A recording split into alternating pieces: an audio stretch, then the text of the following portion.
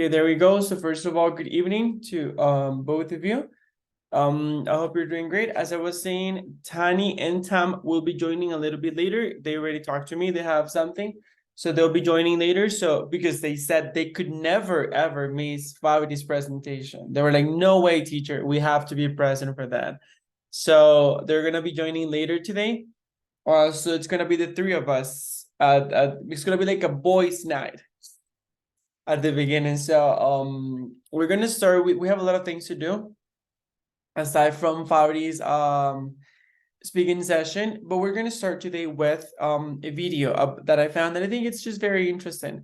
It talks about what, well, based on, of course, on the person's criteria and point of view, what are the coolest jobs in the world. Okay, so we're gonna watch that. I'm not expecting you to go for any of those jobs, but I thought it would just be interesting what they consider to be the coolest jobs in the world. So let me go ahead and share my screen with you. Wait.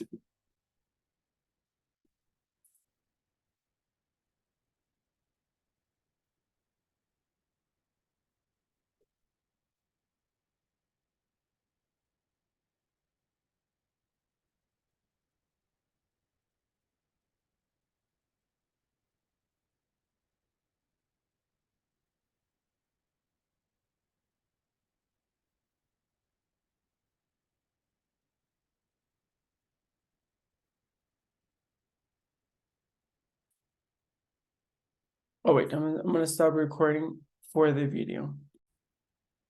Okay, guys, first question. Do you agree with that top 10? Or would you have created a different top 10?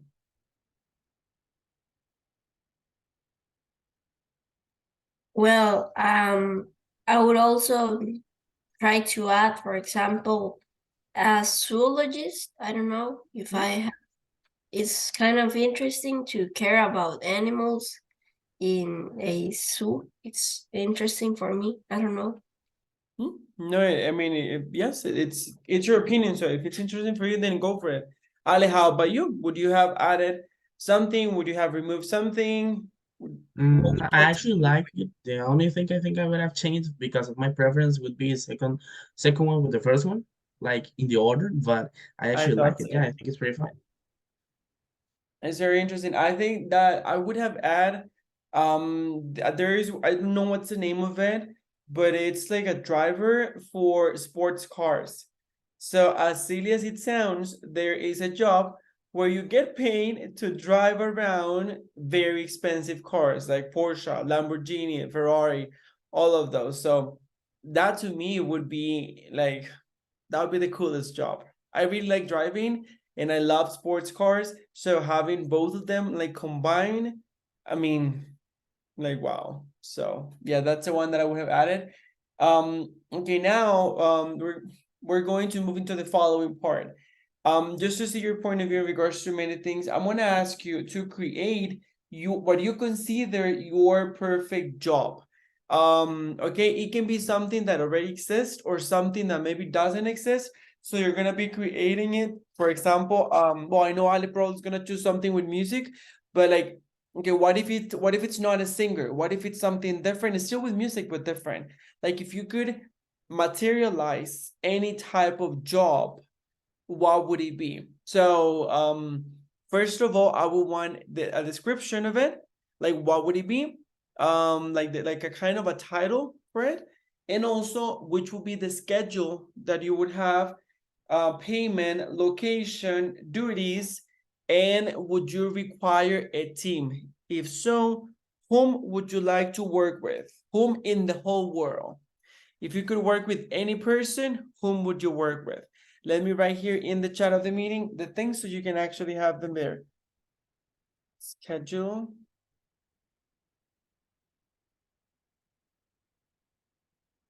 Payment.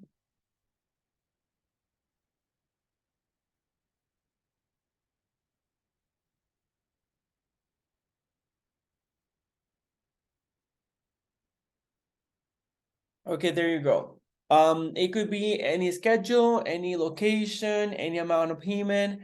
It could be any duties. That's the most important part, the duties, because I try to give me as many details as possible for me to fully understand what would this be about. And the team, would you, I don't know, for example, maybe, I don't know, Ale, I'm gonna use Ale because I know probably you're gonna choose music. You can choose anything else. I'm just saying music because I know it's like the easy one for you. But let's say Ale wants to work with, I don't know, Shawn Mendes. He's gonna be in his team. Or he wants to work with, don't kill me, but I forgot the name of the guy from the Beatles. The one that came to Costa Rica. John, no. I What's guess you're talking about Paul McCartney. that one? Thank you. So, for example, maybe Ali's gonna want to have Paul McCartney on his team, etc. The only requirement is that they are still alive, hopefully. So, but any team, okay? So I'm gonna give you a few minutes to work on that, and then we're gonna check to see what you created.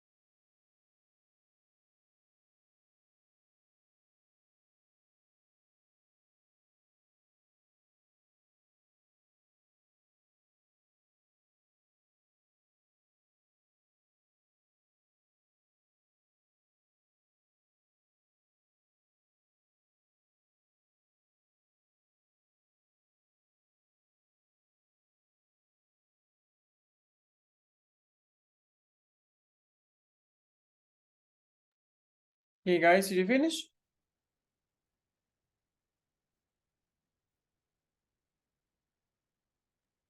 I still need 3 minutes, I think. Okay, no worries.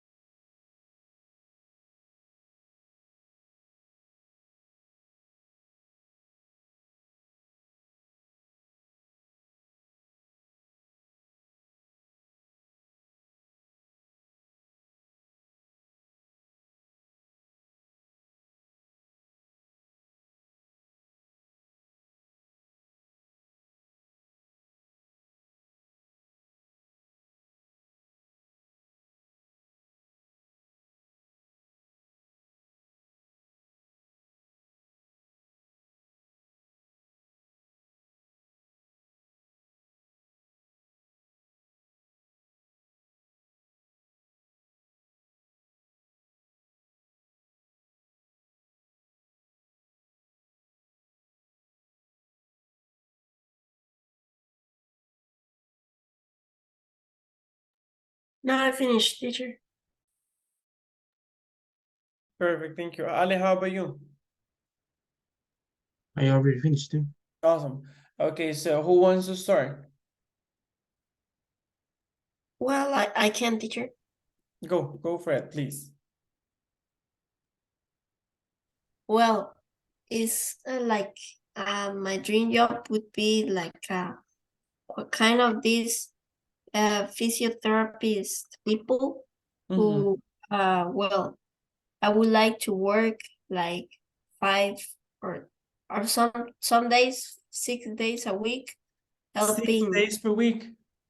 Yes, Okay. sometimes like giving, for example, some help and support to people. Sometimes also I would like to work 5 days, like having some like some 2 days free, depending on how many patients I can help.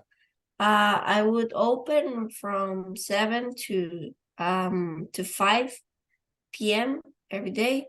And we would analyze, for example, very recognized or very important and beginner athletes.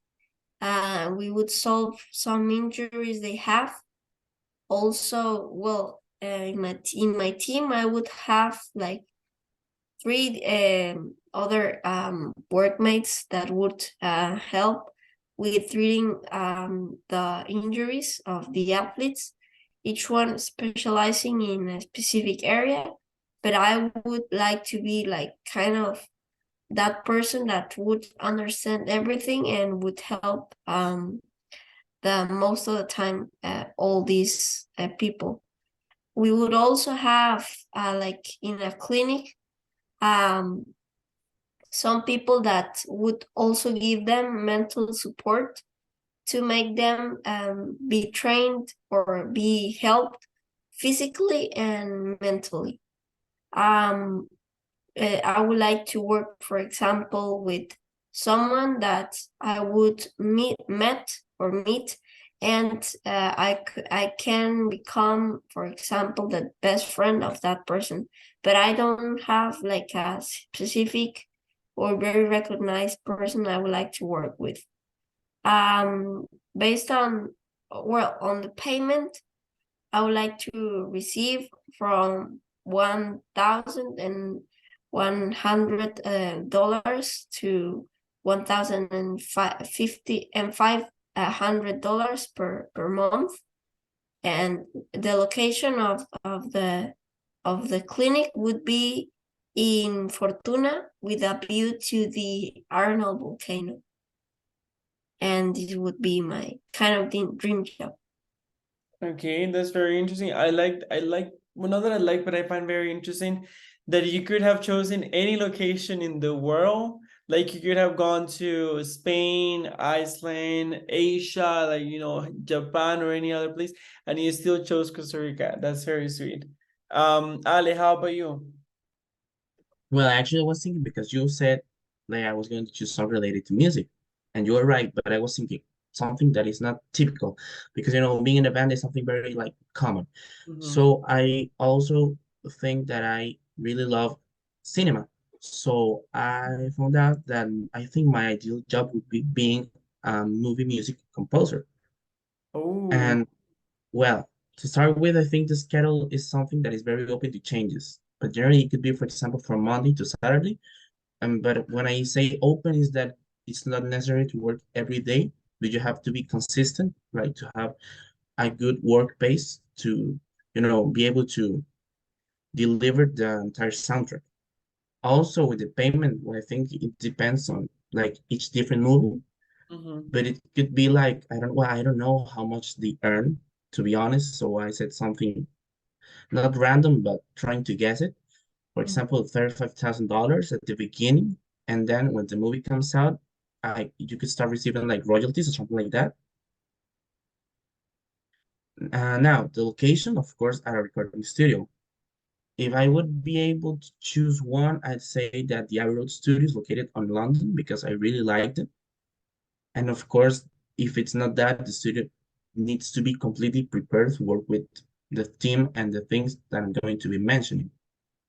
Now, the team, I think something pretty important would be having, for example, an orchestra with a great variety of different instrument players to be able to work in the different ways with them. Also, if I could choose some people to work with, I'd say to begin with, Hans Zimmer, which is in real life my actual favorite movie composer or movie music composer. And like you said, I actually like to work with one or two members of the Beatles because I think they are one of the most brilliant minds ever when we're talking about music. Yes. And all of this, not mentioning the great variety of instruments that I would probably be needing. But yeah, and the duties, of course, create the soundtrack of a movie on its entirety, and of course, giving importance to its genre, its different characters, settings, and events occurring during the film. But also, well, I need to work creating sound effects, for example, and everything related to it. So I think it's, mostly that. I like it because I think that it is interesting, and as you said, and I like that way of thinking. You didn't go for the typical like a band, like singer and songwriter. You were like, okay, like yes, this is what I want to do, but how can I make it cooler? And that's why you thought about this, and I think this is so cool. And it's actually, I wouldn't say more memorable, but in a way, yes, because for example, we usually remember the songs of the movies, especially if we like the movies. For example, like this song, My Heart Will Go On, nobody knows their name, its name. People only go to Titanic. Oh, that's play the Titanic song, and the real song is My Heart Will Go On, but nobody knows that. They just call it by the name of the movie. Or this one, the one from Coco, Remember Me. That one is really good. I mean, there's so many good songs. I mean, what a better example than Frozen? Everybody knows the Let It Go song, and even the second one also became very famous. So, I mean, I think it's a good way of becoming or turning into someone very memorable. And for example, very interesting. Well, you don't know this, I think. I don't know if I have ever mentioned, but one of my favorite artists is Billie Eilish. I really like Billie Eilish. And like completely aside from this, one of my favorite movies is Agent 007. So when I found out that Billie Eilish was going to write and sing the song for the last movie of 007, like No Time to Die, I was blown away. I was like, what? Like, this is so crazy. This is so cool. So, yeah. I like that both of you chose what you liked, but at the same time you try to do a very different take on it. And Ale, you're gonna love whenever you get to study in London, you're gonna love it.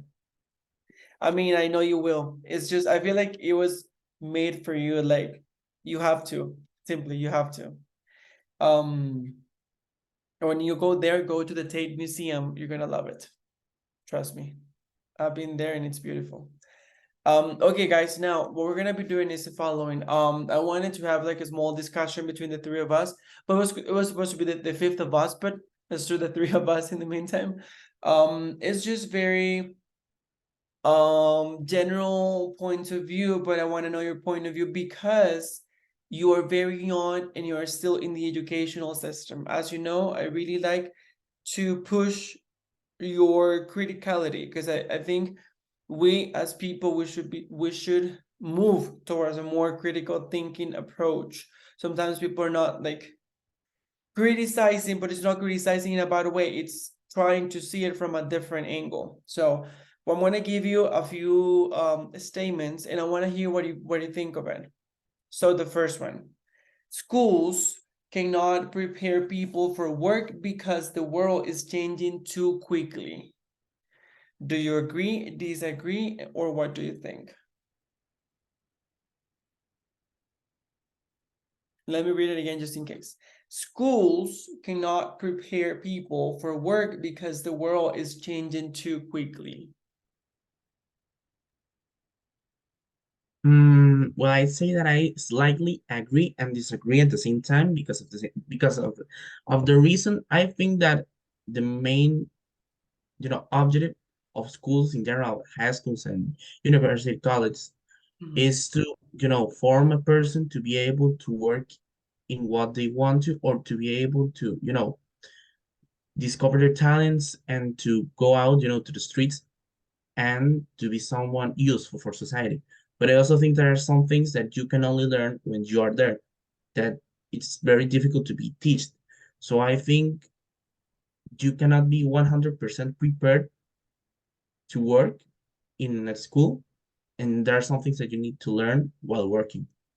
So Okay, let's see what Faudi thinks. Faudi, do you agree, disagree with what Ale is saying?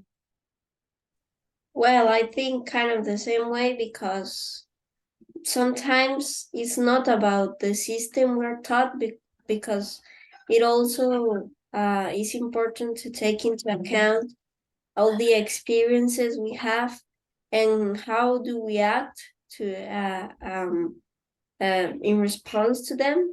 It's like the way we learn how to deal with the problems. So I think school doesn't help us, I think, in this way. No, and yes, I agree with you guys. And me, as an adult who has gone through the whole educational system, I can tell you that don't expect a career to give you absolutely everything that you need, or that to prepare you for every single thing that you're going to encounter out there, because it won't happen. And I can tell you my experience. I am, well, I'm an English teacher, but the thing is, I have seen many, many things in the classroom, either virtual or non-virtual, that I was not prepared for. Is, for example, like, I love this. I find this very funny when people ask the teacher a question, like, I don't know, teacher, how do you say, and they come up with a very random word, I don't know, Australopithecus afarensis in English. And I'll be like, what? Like, what's that? What's that? What's the meaning of that even in Spanish? So they come to that, and if you don't know the word, they'll be like, oh my God, and he's the English teacher. And I'm like, you are a Spanish speaker, and I can ask you what that is, and I'm sure you don't even know what it is. So and you have been speaking Spanish for what? 15 years. So I think that's very interesting, because I have heard that many times, like, oh, he's an English teacher. I mean, not about me, thank God, but I've heard that, like, oh, he's not a good English teacher. And I usually ask, why? Oh, because I asked him this word, or I asked for this word, and they didn't know it. And I'm like, well, they're teachers, not dictionaries. And it's very interesting because, for example, at university, it's not like we have any course that is about vocabulary. We get the vocabulary because we watch TV series, because we read, because we do different stuff, but not because of university teaching us, oh, this is vocabulary for, I don't know, parts of the body. This is vocabulary for parts of the brain. This vocabulary for parts of the car. Like, such thing doesn't exist. And even if it did, I don't think it would actually be that helpful. But yes. Next one. All professionals should get the same salary. This way, everyone would be able to choose the career they like.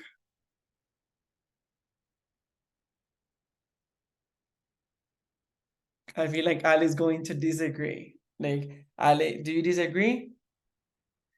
I can see it on your face. I can see it on your face, so you can just spit it out. Remember, this is a safe space, so your opinion is fully respected. So tell me. well, I think that it would be nice that at some point everyone earns the same money, but I think that the main problem is society itself. So I think just the base of society and the ideology, sorry, of the society is make this something completely impossible. So I think it would be something nice, but I think it's unsustainable because of how the world is. So I kind of disagree because I think it's impossible, but I think it would be nice. Okay. Pauli, what do you think? Well, I agree with it. So with the things you said, and also I would like to add that, for example, sometimes, for example, people who work on politics are paid too much or most of the time. So it would be important that someone would like, I don't know, in a very, I don't know if I is this word said in English like equanime. I don't know. No, wait, I know that word because I've seen it. It's not, I think equally would work, but they would be paying like in equal parts or equal portions. But there is another way for that. There is a nicer word. Let me get it real quick because I have heard a different word. But sorry, continue. Well, someone that would try to control the amount of money they receive. So it's important for me that I think there would be someone there that would control the amount of money that, for example, these people uh, receive, I think. Mm-hmm. Just in case, yeah, it would be like in equal parts because when I look for equanimity, what it gives me is unbiased, but unbiased doesn't apply because unbiased is more like for opinion, like when you are being objective and not subjective, so it wouldn't apply. But yeah, I get your point. It's Um, like to say, for example, without being controlled by someone that would give them this like try to control them mhm, to that person that to say they have to receive this amount of money, but that person would analyze how much money should they receive. mhm. Yes, yes, I agree with that. Okay, that is very interesting.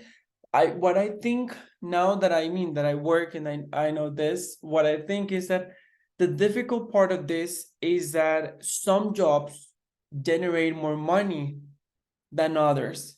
So at the same time, it is difficult to make sure everyone gets the same amount of money. Because for example, I was thinking about acting. For example, how many people go to watch a movie? Like for example, you see the rates for all these movies, I don't know, Titanic or what is this one of the blue things, Avatar, and you see billions of people going to watch the movie. So they are raising billions of dollars just because people went to watch that movie. And we know the same doesn't happen, for example, in a hospital, or the same doesn't happen, for example, in a supermarket. Or so someone that was part of the movie, even if it's just a movie, most likely will not get the same amount of money of someone of a cashier in a supermarket. Both are working really hard and both are very honorable jobs, but the point is the supermarket is not making that much money. Can you imagine a supermarket paying you 5 million colones per month? I mean, like they wish they could.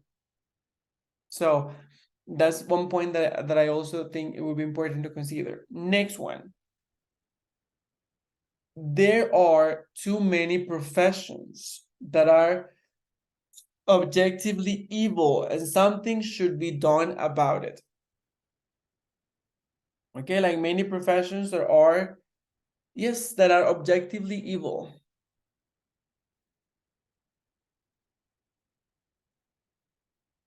Do you agree with it? Do you disagree? What? Why? Sorry, teacher. What does it mean? Evil. Evil is like malvado. Evil. Okay. So what was the question? Sorry. No, don't worry. There are too many professions, like jobs, that are objectively evil and something should be done about it. Do you think that there are jobs that are objectively evil, like they are created with the purpose of inflicting like pain and suffering into people?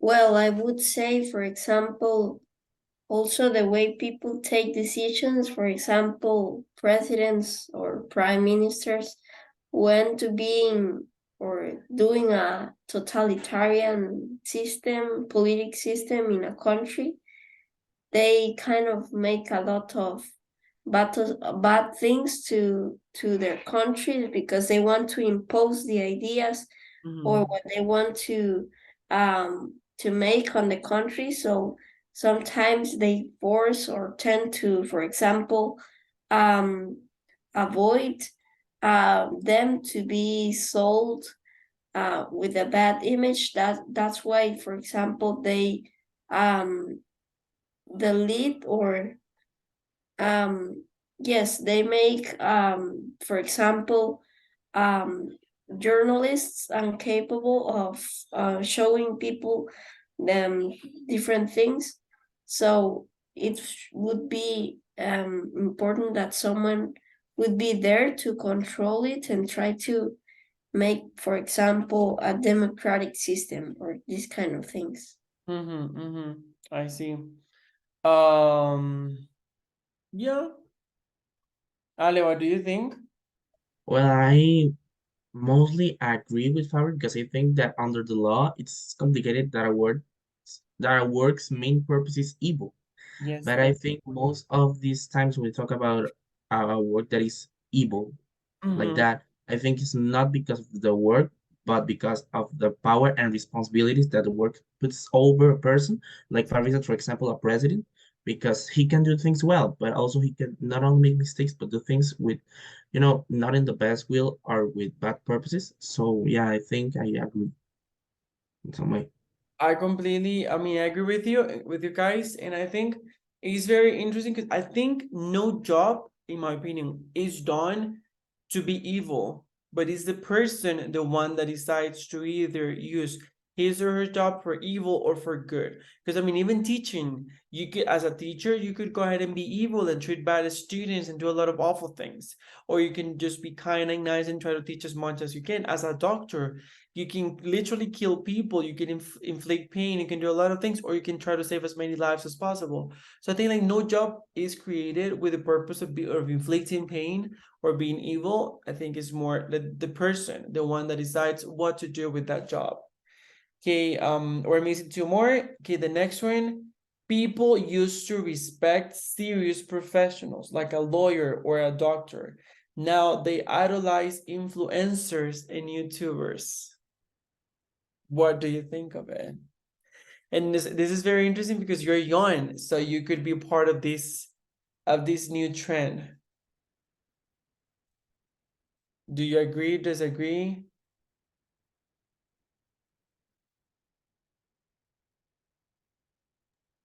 Well, I think it's something very sad, but at the same way, something that it happens.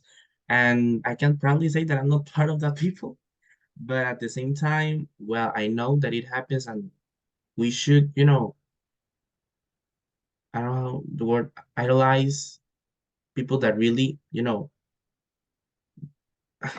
sorry, I'm like blocked. I think we should, think more and give more respect to people that really, deserves it. Not just, well, you can be a fan, for example, from a YouTuber, but it doesn't mean that his work is more important than, for example, a doctor or a lawyer, like you said. So I think I agree. Okay. Fari, what do you think? Well, I think in the same way. And I also think because it's because of the trends and how social media can in like try to influence people, and this is the way we try to idolize them because they give us they are the main modifiers or promoters of these new trends, and they make things that are important for us and for nowadays, but also doctors and these kind of people make the important things, and they are not very recognized because they are not sold within the internet, that the idea that they are important, I think, is because of how the media can affect how people think. Exactly, and how others are perceived. Because, for example, now I think that with media, people can either become very famous or very hatred, just because of things that maybe are not even real. Okay, last but not least, being famous for what you do is considered more important than doing something valuable and fulfilling. So do you think that being famous is considered more important than doing something valuable and fulfilling?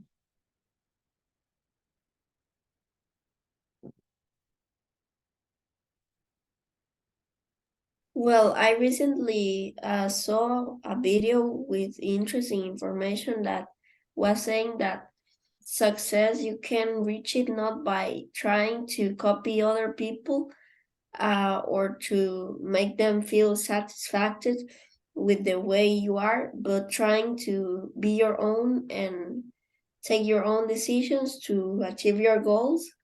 So it's kind of in the same line, the same thing, because we have to prioritize doing something that we really care about, because this is where we are in a way destined to being or to working on, because sometimes dreams are like this kind of response from, I don't know, from the destiny, or yes, what we have to do in life, and sometimes trying to avoid it just because of other people's influence, or because something is popular, can or tend to make us not be capable of reaching the person we're like taught to being. Okay, Ale, what do you think? Do you agree? Do you disagree? Well, I think that nowadays a lot of people do a lot of things because of, for 1 minute of fame, you can call it. And they do that instead of doing things that really fulfills them because they want to be recognized, for example, in social media. And I think that is something that is a trend that it shouldn't exist, because I think we shouldn't, give that much of attention to being popular or famous for a little amount of time because of doing things that we don't think that are important for us.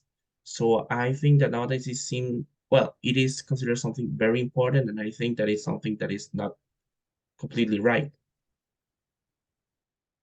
I understand and I agree. Um, okay, that's pretty much it for this part. Now we're gonna move into the speaking session. In charge of Faudi. Faudi, whenever you're ready, you can start sharing your screen. Okay, Okay, you're working. Okay, there we have Tam. Tam's already joining. can you give me 1 minute to give something, to bring something? Yes, of course. Go, go, go. Thank you. You're most welcome. Hi, teacher. Hello, Tam. How are you? Pretty good. What about you? I'm doing great. Thanks for asking. How are you feeling in regards to your health? Are you feeling better? After what? Sorry? No, for your health. Remember that you were a Ah, little bit sick. Like, are you well, feeling better? well, yeah, yeah. That's like not really. Not really. I mean, I'm still here, but well, I hope that you get better very soon. Did you try the remedy I told you, the ginger with lemon and honey? Teacher, honestly, not yet, but my father bought the ingredients. Okay, So, soon. yeah, Okay, okay. Well, I hope that well, even if you take it or not, I hope that you can take something that is gonna help you get better. Hello, Tani, how are you? hi, teacher, I'm fine. What about you? I'm doing great. Thanks for asking. Okay, Fari's about to start. He's just bringing something, so we're just giving him a few seconds for him to bring what he needs. Oh my God, I guess this is probably like super surprise. So, and then we're gonna start with it. Okay, there he is. So Fari, whenever you're ready, go for it.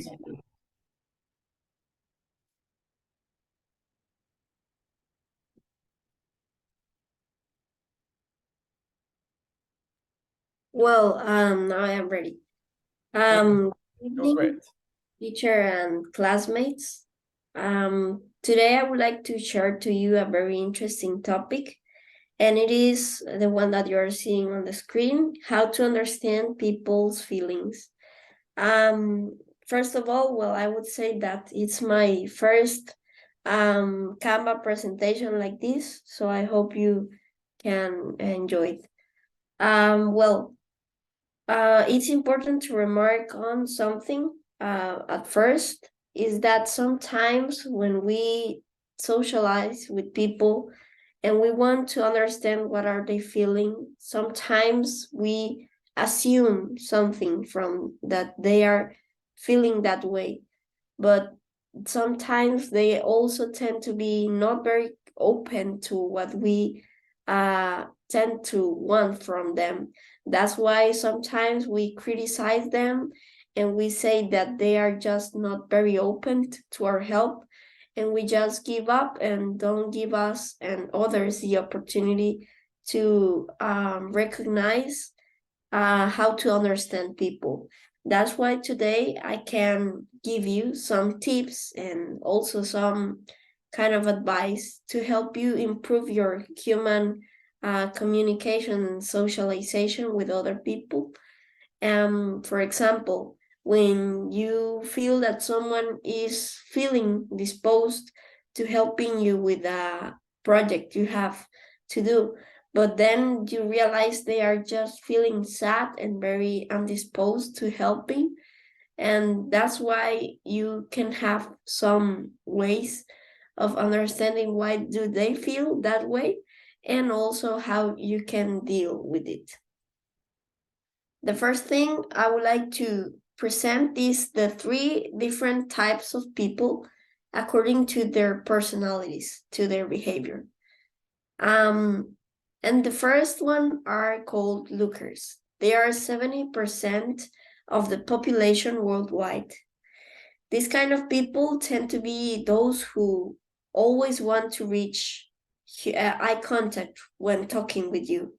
So if you are talking to them, if you are not watching or staring them at their eyes, you probably may be seen as that you are not very interested on the topic they are talking to you. Also, that's why you should pay attention to their eyes when they are talking to you, and also when you talk to them. They are also these kind of people who do care a lot about social media. They also want to have like this physical appearance to be shown always to different people, because they think that socializing is very important also by the because of the physical aspects have an important part on it. If you want to achieve a great communication with them, those expressions you can use, for example, are how good you look today. Let's picture this. What would you give me a look of to this presentation? These are some expressions that can help you approach these people.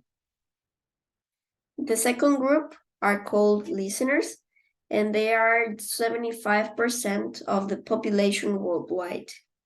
These kind of people are quite the opposite from lookers, because they don't want to have eye contact with you. In fact, it can be something very annoying that you are having eye contact when talking to them. And they are also these kind of people that you can see on the right side. This woman that is looking down to the right side is kind of the position we assume when we think a lot about something. So they are constantly having this pattern of behavior. They are occasionally very silent, and you can notice that most of the people that are intelligent come from listeners because they do analyze a lot about things, and they tend to be constantly giving a definition to what they are seeing from the world. If you want to have communication with them, you can talk to them by using these words that you're seeing on the screen. Hey, let's think about it. Can you give me your opinion about this certain topic? Or let's talk about this. What do you think of it? These are important ways you can approach them. And the last group are just 5% of the population in the world. They are few, but they are always noticeable wherever they are. And it's kind of the image you can see on the right side. This pretty little girl that is touching the cactus is kind of a physical contact with everything they want to achieve, always with people and with objects. They also do care a lot. They don't care about physical appearance, but they think that feeling good with something would be the most important thing. Sometimes people can criticize them because they are strange or they wear very rare clothes, but it's because they want to have or achieve confidence with what they are wearing. Sometimes also they are this kind of people. I don't know if you have had these experiences with someone who wants to always have or give you constant hugs, not just to you, but to other people. When they look at that person, they want to have physical contact with them because they want to dismiss the space between you and them. They occasionally smile a lot and they express these ways. So sometimes it has happened to me that it feels very uncomfortable that this person approaches me and wants to give me a hug, but then other people criticize because it looks strange. But it is not strange. It's because they are few, but this is the way they express. So instead of just avoiding the hug they want to give to you, for example, what you can do is shake hands. It's an important ability you can incorporate to avoid making them feeling uncomfortable and also telling them that you're having physical contact. But of course, if you want to give them a hug, the hug that they are constantly wanting to give to you, you can do it.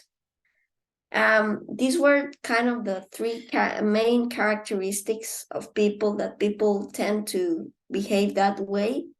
And it gives me the opportunity to explain that, in fact, 93% of the communication we have on a daily basis is nonverbal.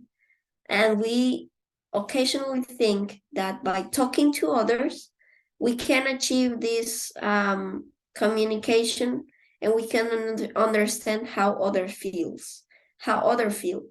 But in fact, it's more important to read how people is behaving because it gives us the opportunity to understand what are they thinking and what are they feeling. You can notice all these things. For example, when you are working with a group, you can notice that someone is feeling very tense. They don't want to be in that moment with this kind of people. Also, you can see this, for example, a toucher that when texting to you, they want to give a lot of or share to you with when texting. They want to give you a lot of hugs or this kind of emojis that express smiles and this kind of behavior. Now I would like to do a very short activity. It's a test of personality, and it consists of thinking of the most meaningful experience, yes, the most meaningful you have ever had in your life up until now. Probably have happened 3 years ago or just before we met today. I don't know, something that is truly meaningful for you and has had an impact on you. I would like to give you, for example, 1 to 2 minutes to think of it very attentively, analyzing all the things that happened at the moment and recognizing, for example, the people that surrounded you and the things that happened. Now you can start by thinking about it.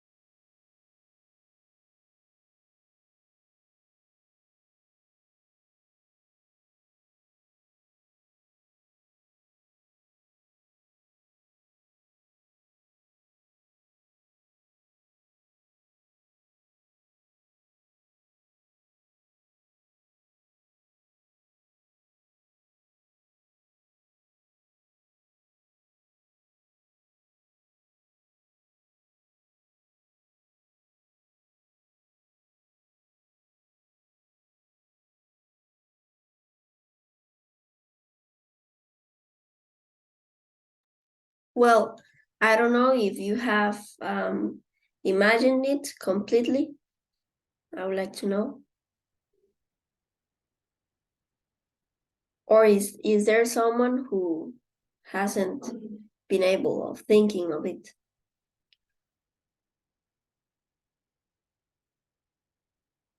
Well, if everyone has imagined it, I would like to jump to the next following activity. I would like you to give me the answer of how you imagined it. If you use, for example, the first strategy, you used, did you use pictures to imagine it as if you were in a movie, watching a movie, and you imagined all the characters and over everything that was happening?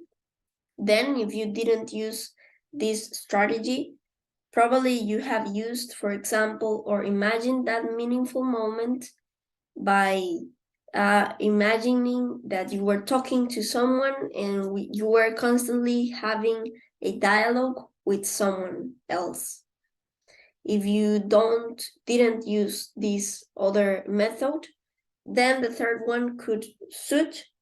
You used, for example, some objects or things that were around you that could help you recreate the moment. For example, it could be a souvenir you have from somewhere that helps you or reminds you of this specific moment. Now I want to hear all you telling me how did you imagine this moment? With which of these three abilities do you think suits better to the way you imagined it? In my case, with pictures. Yeah, mine as well. Mine was with pictures. Yeah, actually, me too. Me too. I have the feeling that we're all alike. So, but we'll see what Faudi says. He's the expert. So tell us, Faudi. Well, it's kind of interesting to see and analyze kind of a way or an activity we can do to analyze people, to understand, for example, that I can say in a way that you all have or share the characteristics of lookers who tend to be more in the physical interaction with others and caring a lot about the way you look. And it is interesting also to say it because it is not all most of the time just by assuming that these characteristics will give us the opportunity to know someone. Because as we have a dominant hand, we also have a dominant characteristic. But sometimes it's important to know that we all have a different style. We all share different energy, and it is something we have to know. Probably we may think of something in a specific way, but other people feel it in a very different way. And we can't just judge people by analyzing these things or with this method I told you, because it also depends on something very important, that is giving the most important thing you will ever give to someone. The best gift you can give to someone is your time and your dedication to them, so that they can know that you are interested in them. With these ways, you can try to approach that person and analyze who they are. Now, I would like you all to reimagine this moment you imagined, and I would like to ask all you if there was someone who helped you achieve this very important moment you had. I would like to hear your responses.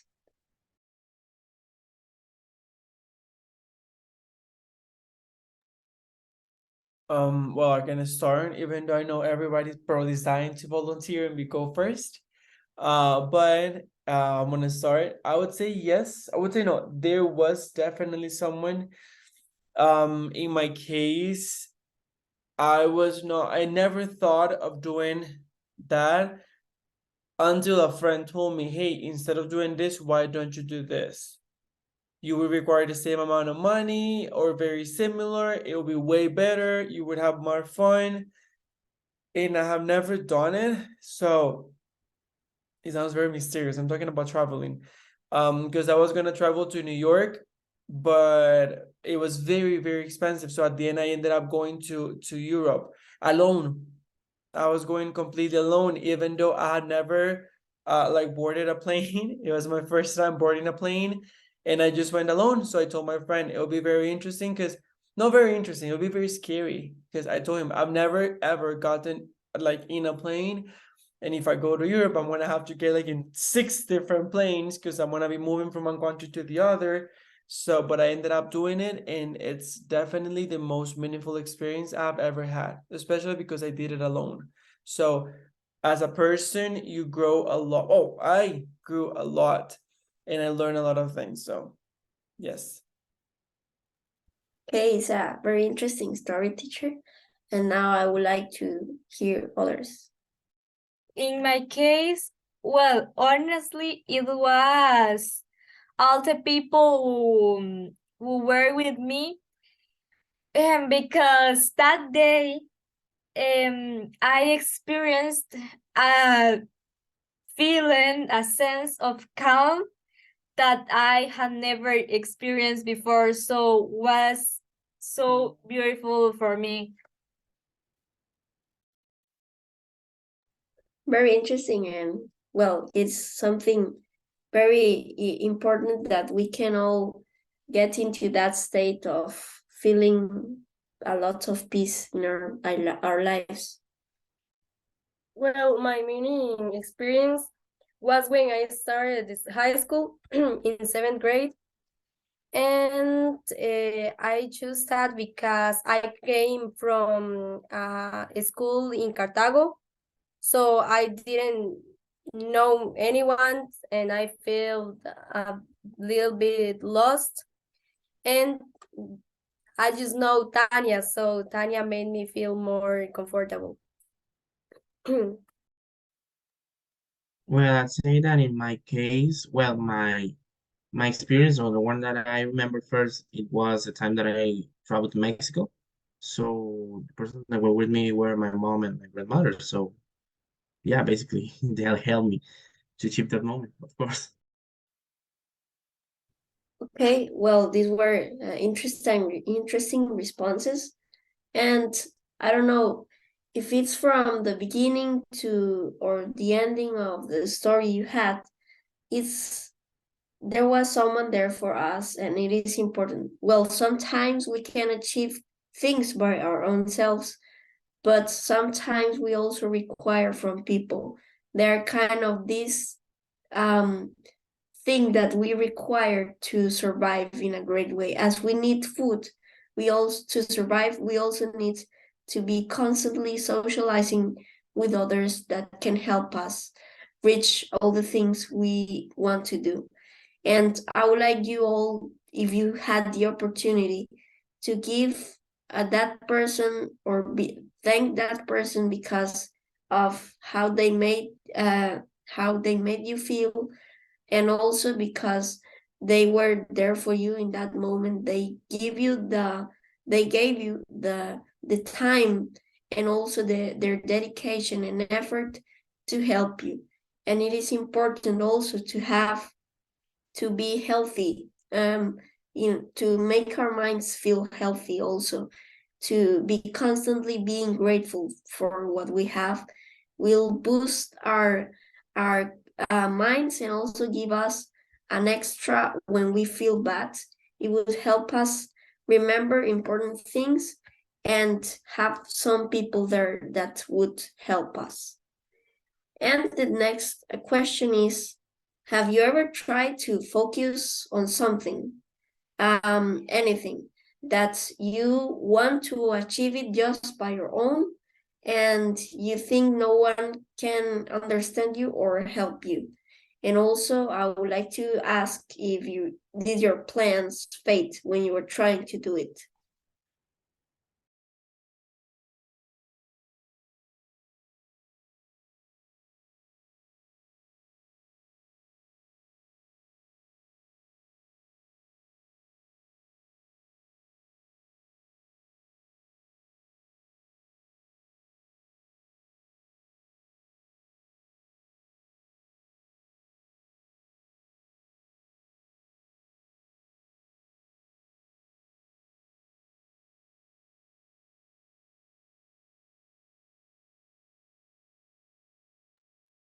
Well, in my case, yes, I think I usually, I don't know, I usually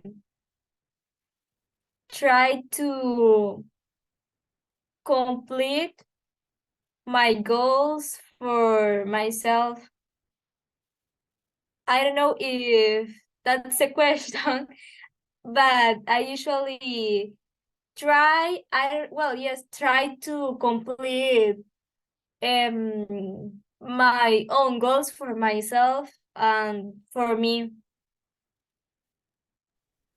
Okay, well, it's like, yes, it's correct, but also it's important to know that if you receive some sort of help from other people or this kind of stuff. Okay, yes. Well, I don't know. I think that usually, my family and my best friends and the people that are important to me always help me if um I need to complete something.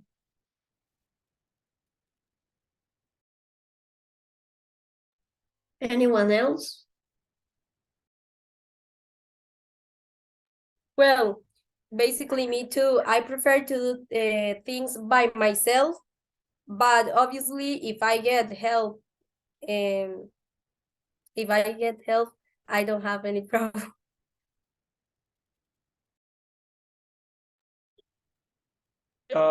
Yeah, the last goal both that I remember, or like the a very important goal that I had, I was trying to complete it on my own, but it kind of fade. It did not fade away, but it kind of did, because it was getting so complicated at a moment, and I was so stressed out with work and with like everything going on, that in my mind I said, what if I just forget about this? What if I stop doing this and focus on this? So for a moment I thought about quitting that and just like focusing on my job and stuff like that.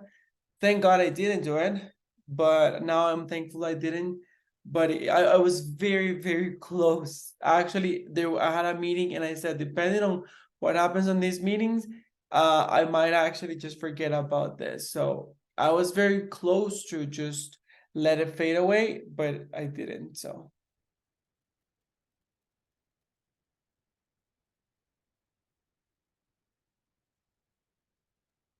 Well, like Tam, I think it was said, I actually like to do, to reach goals by myself. But I think sometimes it's important, to receive help from others. And I think we need to know when can we accept like help from others. And so, yeah.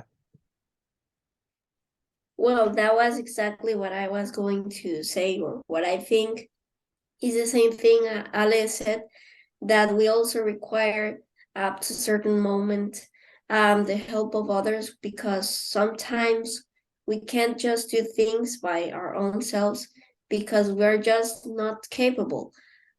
We just have to be open to receive the help and support from other people. And it is not showing weakness, but also to show that we are humans and we require support from others.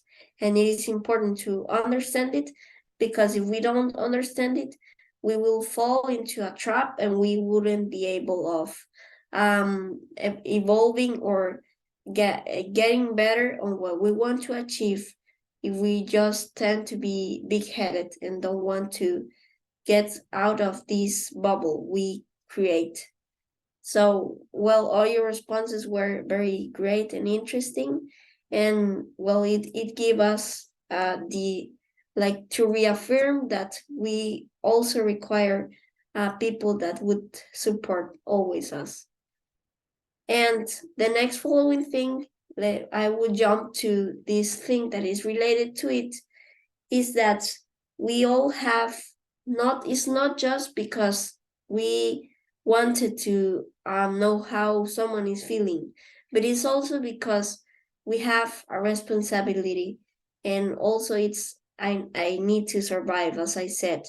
If we want to feel happy, we want to achieve things, if we want to be recognized persons and feel that we can be happier and feel peace inside of us, we also have to do the same thing with other people.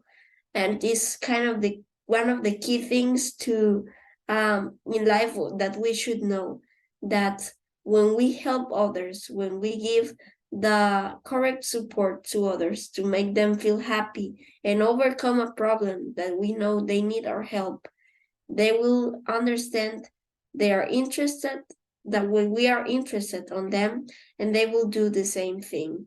And this is not something that I am saying just by my own, but it's something that many people support and say. And I can give you an example of this person that well, it doesn't matter what person he is, but he says it. He is, if you want to know him, he is Nick Bear, is the CEO of this enterprise that is called Bear Performance Nutrition. But the important thing is the one that he says. One of the biggest, most important things I've learned while building a business is that if you keep investing in the people, you will have the greatest return. Well, these are important words that we can apply in our lives. So sometimes also we tend to say life is boring when someone is working and just someone is inside of their bubbles and their comfort zone. They don't realize life is more interesting and they tend to get bored because they don't expand their ways to other people, to being open to the external world rather than the internal thing they have. And that's why I can say that now that I explained, it's important to know people and understand people. The method we can apply is this one that you're seeing on the screen. It is the movie method. Well, you can can't find it on Google because I invented the name. I think it suits in the best way. The movie method consists, based on what I investigated, to get into someone or somebody's shoes. And the first step we should apply is to listen others without judging. And every psychologist will give you the same advice. I don't know if you remember Ximena, the friend of our teacher, that he presented her to us, that she gave us this advice to listen others and not just judge others, just because we think they should act in a way, but giving them the opportunity to show them or to ourselves, to us, sorry, who they are and what they think. We can achieve this little thing, listening to others without judging. They will understand that they can trust on us and they will surely approach to us. And the second thing is to talk about the topics they like. It's probably one of also the most important things, because, for example, when we approach a person, the thing we should try to converse or talk to them with them is about, for example, things like their childhood, as it's one of the most important and valuable things they have ever had in their lives. I know that many people have had incredible experiences in their childhood, and it's one of the most incredible moments that we all experience. But if not, if they have had a very rare or bad childhood because of some problems, the next following thing would help you approach people. You can get to know them by their habits and also talk to them about the things they like to do, their hobbies, or the work they work on, the job they work on, because all these things will give us the opportunity to understand what people like. And how to know it, it's also about be constantly asking the thing you are saying, you are watching on the screen, and also analyzing the behavior of people. I am going to give you this example. When we are in a school, for example, and the teacher is talking about a specific topic, we can see someone is interested on it when their face lights up. It's kind of the best indicator, the face, of what they like about this topic. If they show that they are not interested on it, they just ignore it and try to avoid it. But it's important to be constantly analyzing also how people tend to act, and also constantly asking things. As I gave you the tips of talking to, for example, lookers with these kind of phrases, and also to listeners. Also trying to know people better by, for example, asking, is this important for you? Are sports, are you interested in our sports, or would you rather spend all your time by cooking?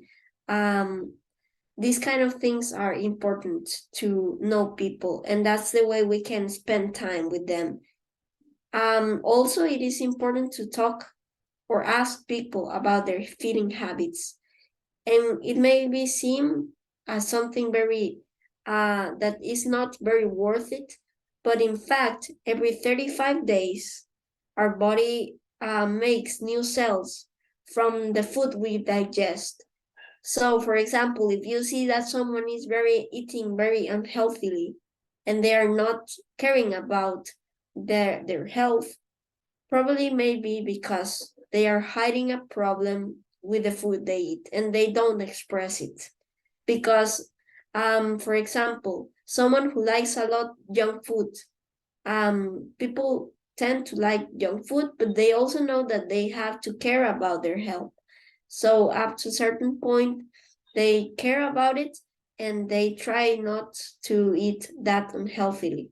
But these kind of signs can give you like the response that someone is having a problem. And the last advice would be to always follow your instincts. It's one of the most important things that we don't ignore what we feel we should do to other people.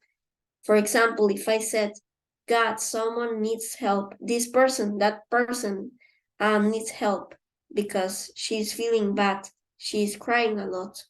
We do it because we feel inside that we should approach that person and help them.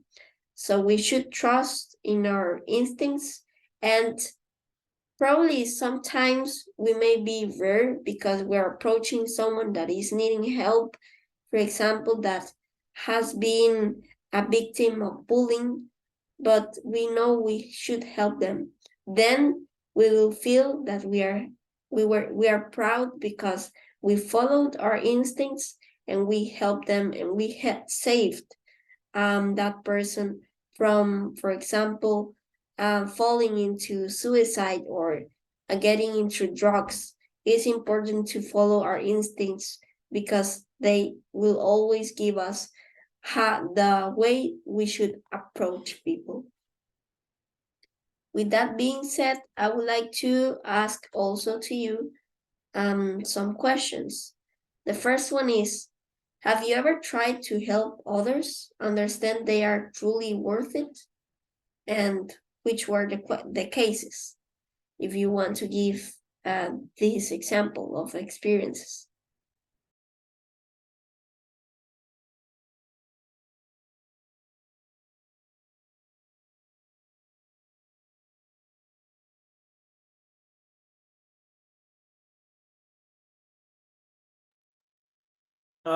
Well, probably I'm the one who has the most experience in regards to that. I have tried to help others several times, and I mean the cases, they have varied a lot. For example, when I was working, not in the high school that I'm now, because in the one I don't even have like a drawer or anything, but in the one that I was previous to this one, I had a drawer. So I remember that I would have tea, different types of tea. I would have chocolate. I would have different things for my students. So whenever they would get on a crisis, I would give them several options. I would tell them, do you want a tea? Do you want a cookie? Do you want a chocolate? Do you want to go and talk to the counselor? Do you want to go for water? Do you want a hug? So, or do you want to talk to me? So I will give them several options for them to choose. They could choose more than one, and at the end, what I would look for is their stability.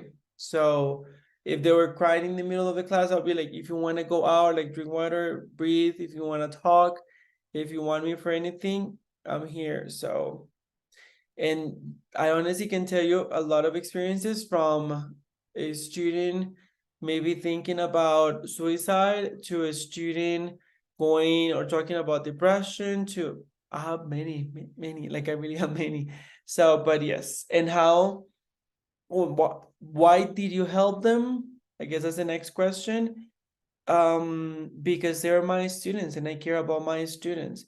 I'm not just a teacher. I mean, I'm their teacher, but I'm also a human being. And if I can help them to be better, why wouldn't I do it? I think it's kind of not my responsibility, but kind of.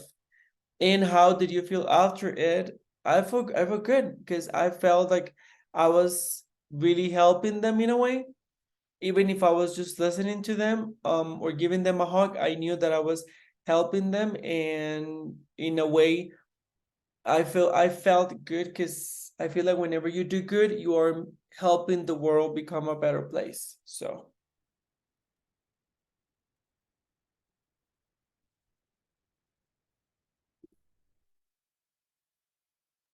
Okay, thank you, teacher. Anyone else?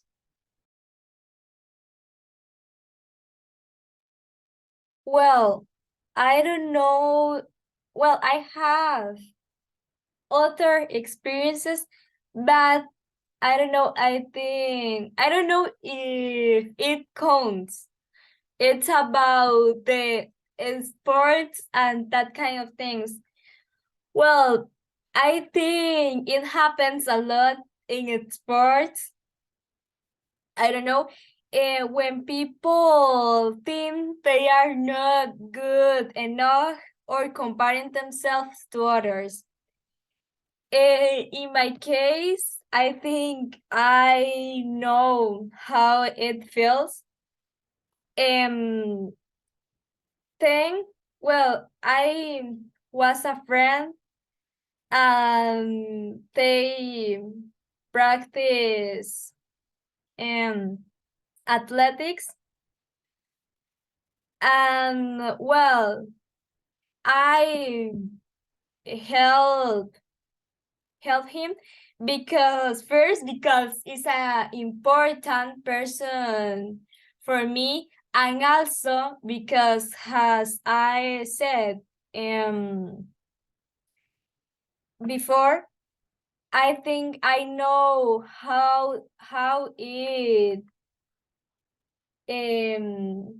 probably felt. So I talked to him, and I told him that um er, um all well yes all people need to have different process, and if your process is slow than my process, sorry, that not means that you are I don't know, worse or something like that.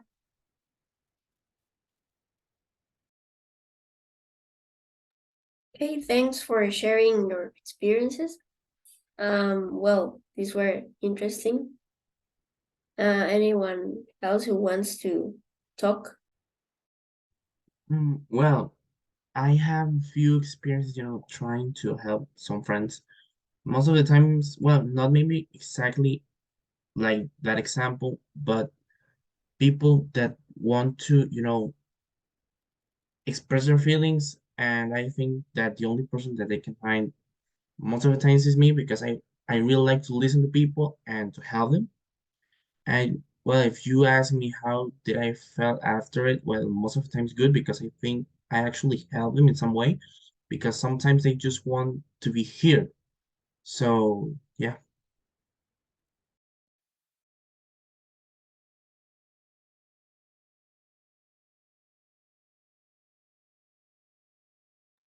Well, it's important what you say, and it's interesting to consider it, because it's kind of a need we all have, to be constantly trying to help others to also feel great, as I said.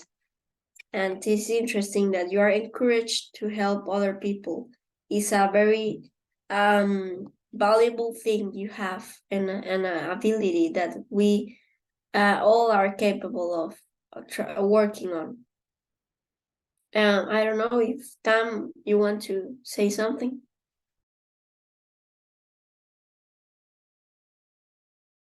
Well, honestly, in my case, the closest experience of helping someone, but not in that way, was when my best friend broke up with his girlfriend, and I listened to him for hours and gave him advices.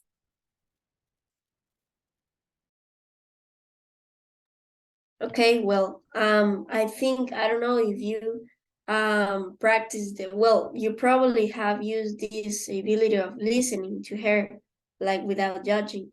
Well, these are kind of the activities or the ways that we affirm that these are the ways we can approach that person without judging them and listening to them and making them feel comfortable when talking to us.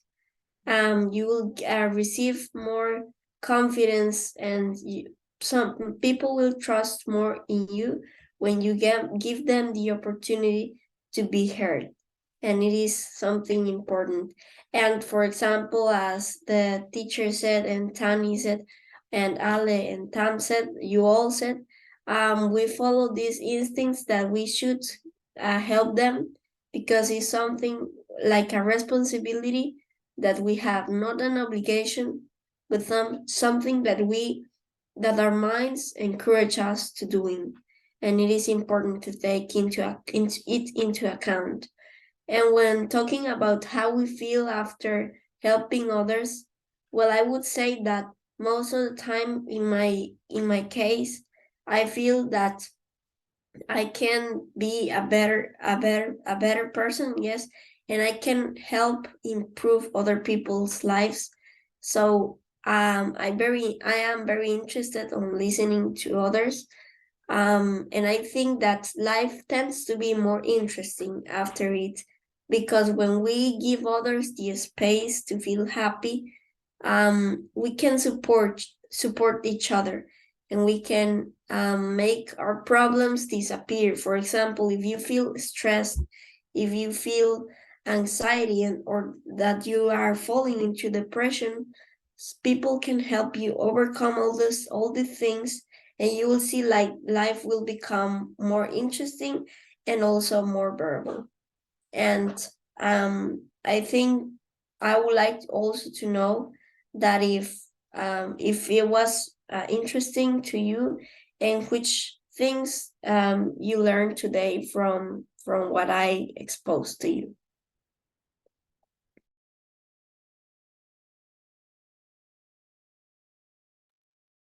Well, honestly, I like your presentation, and I think was so interesting. Now I'm gonna think more when I talk with others, and the things that I'm gonna say, if that things can affect them, or I don't know if they are gonna feel bad for something that I I am gonna say. But yes, I like your presentation, and the I don't know, the design of your presentation I like, and the things that you talk about, and the tips I think was so interesting. Well, thank you, Tani.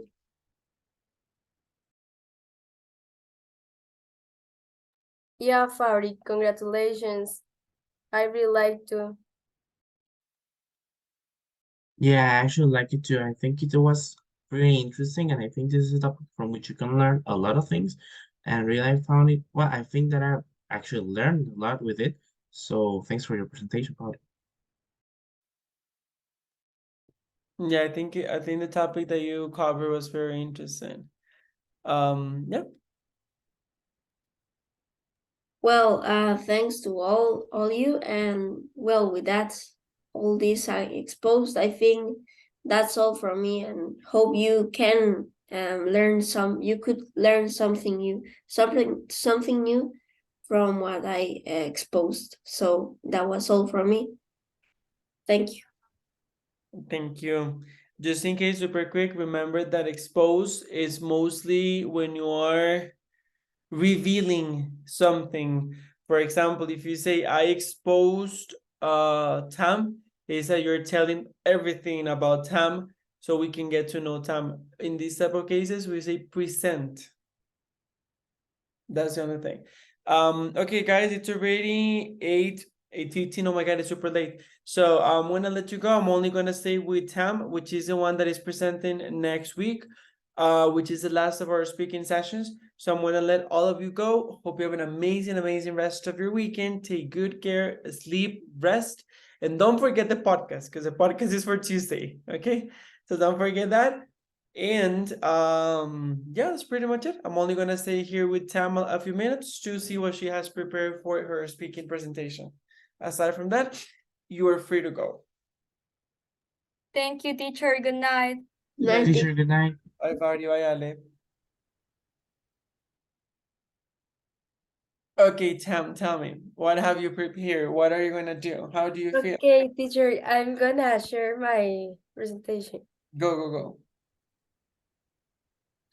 Teacher, and I need to say something. Tell me. I honestly haven't finished my all presentation. I mean, I'm still looking at some details, but this weekend I will work on it. No, don't worry. I completely understand. Well, And I know that you have a lot of things on your plate. So, uh, and the idea of this is actually not just for me to see what you have prepared, but to see if you have already prepared like the skeleton of the presentation, like which is the direction that you're gonna take. yeah, at the moment, I only have a few topics that I want to talk about. And like I'm gonna talk about self-knowledge.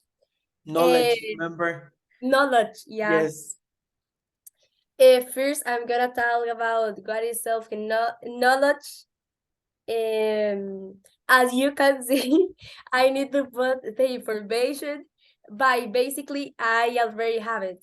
Okay. So, yeah, think what's important, some benefits.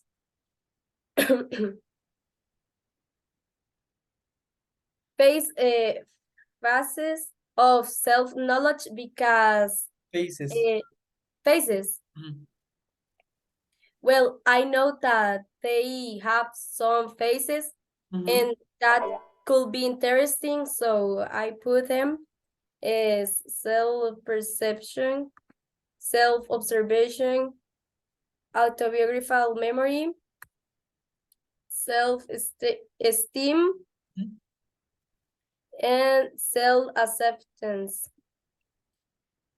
Then I would like to That's really driving. say some advices and recommendations because obviously that's important. And things you should ignore there. Well, here I would like to say like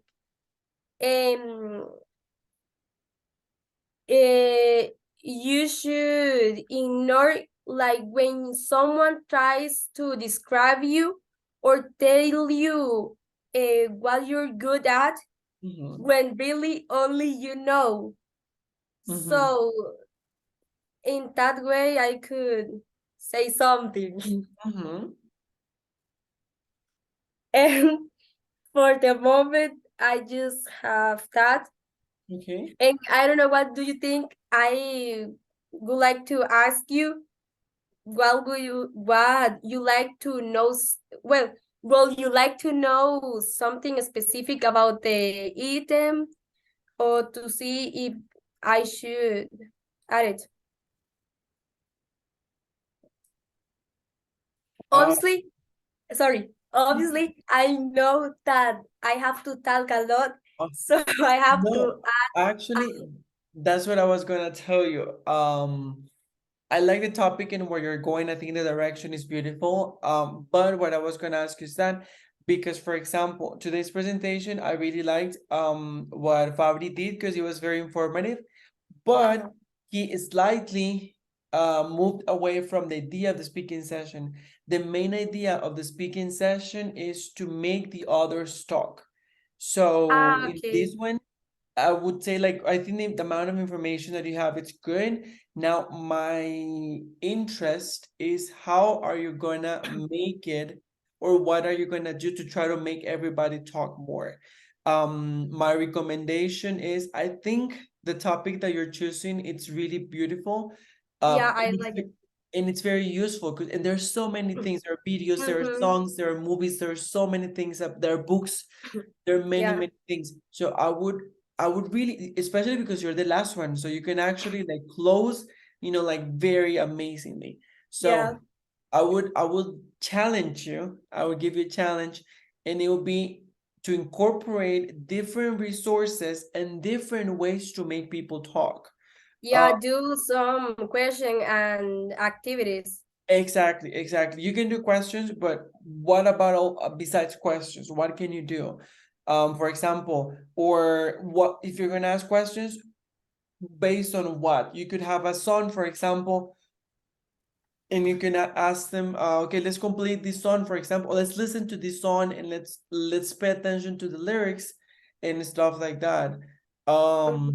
There is, but this one is not about self-knowledge, but there is this song, Because of You. It's very old, from Kelly Clarkson.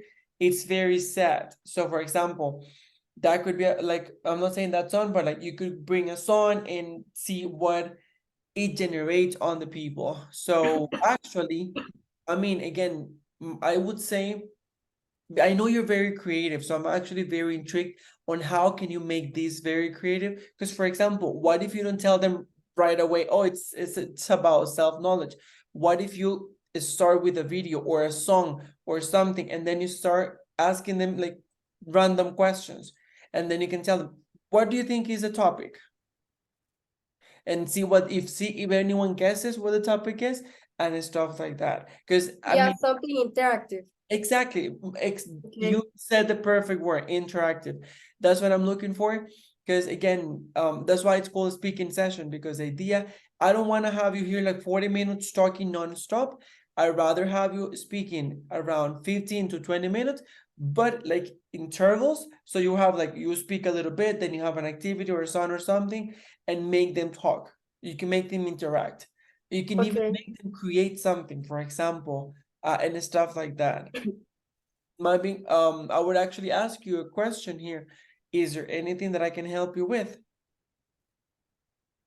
Honestly, no. No, it's fine, But don't worry.